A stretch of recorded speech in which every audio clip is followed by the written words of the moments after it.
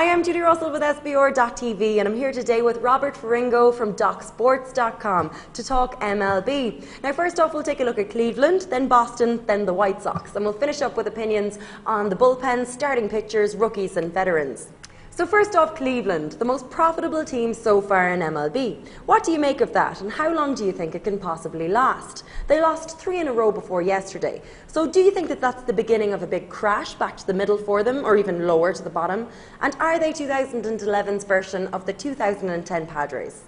Cleveland is a really interesting story so far, and they have been one of the big stories so far in Major League Baseball. I don't see a big crash, but I think what we're seeing right now is it's the perfect confluence of events where low preseason expectations and a fast early start have made them the most profitable team.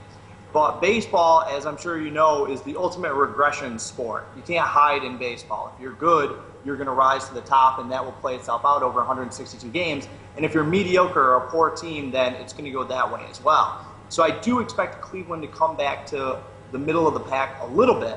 And that's just because I don't think that they have the strength at the top end of their rotation. They have a really solid bullpen, and I really like the way that their lineup is performing, especially now that they just got Grady Sizemore back. You know, this was a guy that was considered one of the best 10 or 15 players in baseball a couple years ago, and he's been an afterthought. Well, now he's tearing the cover off the ball, he's hitting 400, and he's really giving them an injection of life and energy.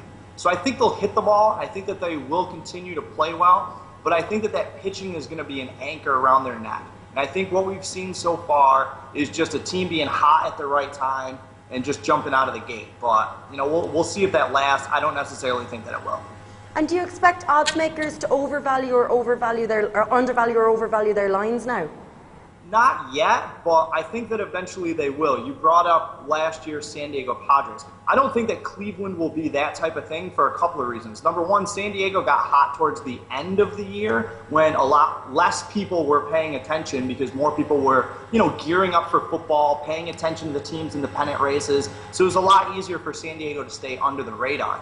Early in the Major League season, like we have right now, there's a lot smaller sample size, so there are going to be more wild fluctuations. There's going to be more people willing to jump on Cleveland, and the odds makers are going to anticipate that, and they're going to react to that. Another factor that's played into how well they're playing is how awful their division has been. The White Sox have been terrible. Minnesota's been terrible. Detroit has been slightly above terrible. But as those teams play better, I think some of the value from Cleveland will shift to them, if that makes some sense. But no, I don't think that they'll stay under the radar like San Diego, West Coast team versus Cleveland, who's closer to the East Coast and can become more of a public team.